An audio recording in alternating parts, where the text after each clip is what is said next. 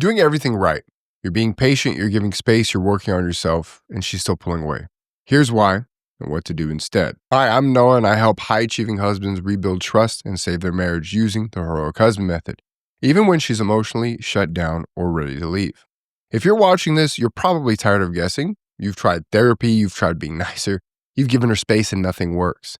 Today, I'm going to show you exactly why your effort isn't landing and the 3 things you need to shift right now if you want her to feel it. So let's get right into it. Here's the truth most men don't want to hear. Your wife didn't shut down overnight. She bled out slowly over months or years through small betrayals, emotional neglect, and broken trust. I call these bleeding points. And if you don't know where the bleeding point is coming from, all your effort is just noise. Think about it like this. Imagine you're trying to fix a leak in your house. You see the water pooling in your kitchen, so you grab towels. You mop it up, and you keep mopping. But the leak, it's in the ceiling. And while you're focusing on cleaning up water, the real damage is getting worse. That's what's happening when you focus on making her happy instead of finding the actual wound in your marriage. You're working hard, but you're working on the wrong thing. So, what are the bleeding points? Bleeding points are the core wounds in the relationship. The moment where she felt unseen, unheard, dismissed, or abandoned. Maybe it was the time that you chose work over her anniversary. Maybe it was the pattern of shutting down when she tried to talk. Maybe it was years of reactive anger or passive silence. Whatever it is, she remembers. And until you excavate those wounds, name them, and take full ownership, she won't believe anything different. Here's what this looks like in real life. Let's say your wife says, I feel like we're just roommates. Most men hear and think, okay, I need to be more romantic. I'll plan a date. Wrong move. Why? It's because you're treating it like a symptom, not the bleeding.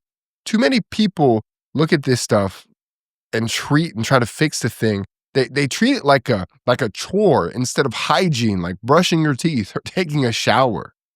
Okay? The real question is, why does she feel like a roommate? Is it because you've been emotionally checked out? Is it because you've been reactive instead of present? Is it because she doesn't feel safe opening up anymore? Until you find the source of the bleeding, your grand gestures won't mean anything. Here's what to do instead. Start asking deeper questions. Instead of trying to fix her feelings, excavate them. Try something like, I've been thinking about what you said, that we feel like roommates. Can you help me understand what feels like that for you? What's the hardest part about the distance between us? Then listen. Don't defend, don't explain, don't interrupt, just listen. Because when you can reflect back what she's really saying, not just the surface words, she'll start to feel seen.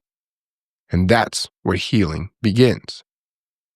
Real quick, if you're watching this and thinking, oh, I need help figuring out where the bleeding is in my marriage, I want you to do one thing right now. Click the link in the description and book a call with my team. We'll help you identify the exact bleeding points in your relationship and give you a clear plan to start healing them. This isn't therapy. This isn't guesswork. This is a strategic roadmap built specifically for high-performing men like you. Book your call now. Links in the description. All right, let's keep going. Here's the second reason she's pulling away, even though you're trying. She doesn't believe the change is real. And honestly, I don't blame her. Because here's what most men do. They say they're changing. They promise they'll be different. They might even feel different on the inside, but on the outside, nothing looks different. Think of it like this.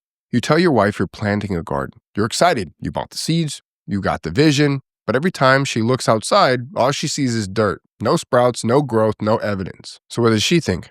Same dirt, same story. Nothing's changed. That's what's happening when you're working on yourself but not showing her visible proof. Women trust patterns, not promises. They don't trust what you say. They trust what they see you do consistently over time. So if all your growth is happening internally, in therapy, in journaling, in your own head, she has no way to verify it's real. You need to give her visible proof. Here's what this looks like. Let's say you used to shut down during conversations. You'd go quiet, walk away, or get defensive. Now you're working on staying present. Great. But if you don't show her the new pattern, if you don't actively demonstrate calm, grounded leadership during tough conversations, she has no reason to believe anything's different now. Here's what to do. Start choreographing your conversations. Before you talk to her, about something important, plan it out. What's the topic? What's your objective? What risks do you need to mitigate? Then go into a clear structure. Open loop with genuine non-defensive question. Reflect back what she's saying, not just paraphrasing, but go deeper. Seed a new understanding by clearing up miscommunication and planting proof that you're different. This isn't manipulation, this is leadership. Because leadership means you're thoughtful, intentional, and strategic about how you show up. And when you show up consistently different, when she sees calm instead of chaos, presence instead of pressure, that's when trust rebuilds. Here's the third mistake that's keeping her distant. You're in scarcity mode. You're so focused on not losing her that every move you make screams desperation. And desperation, it repels her. Think about being a lighthouse. A lighthouse doesn't chase ships. It doesn't beg them to come closer. It stands firm, it shines bright, and the ship navigates towards it because it's steady, reliable, and safe. But when you're in scarcity, when you're chasing, convincing, trying to prove yourself, you're not the lighthouse. You're the storm. She's not sailing towards a storm. She's running from it. Here's the shift. Stop trying to win her back. Start leading her home. What does that mean?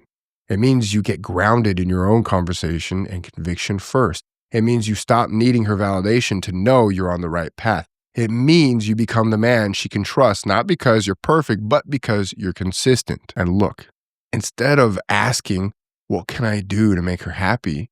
You show up with calm leadership and say, I see where we've been struggling. I'm working on being better, not just for you, but because it's who I need to be.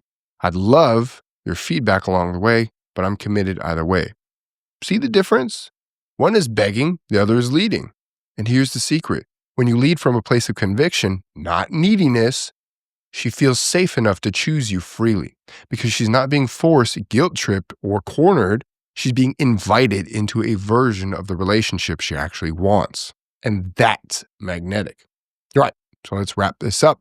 If you're a high-performing man who's tired of guessing, if your wife is emotionally distant, cold, or ready to leave, and if therapy space or just being nicer hasn't worked, then I want you to take one action right now. Click the link in the description and book a free call with my team. We're going to help you identify the exact bleeding points in your marriage, create a strategic action plan using the heroic husband method, start rebuilding trust so it's real, not force. This isn't therapy, this is precision, strategy, leadership. And it's specifically designed for men like you who are ready to lead their marriage instead of just surviving it. Book your call now. Links in the description. Thanks for watching. If this helped, hit the button, subscribe for more content on masculinity, leadership, trust rebuilding, and saving your marriage. Share it with someone so that we may help everybody that we can. And I'll see you in the next one.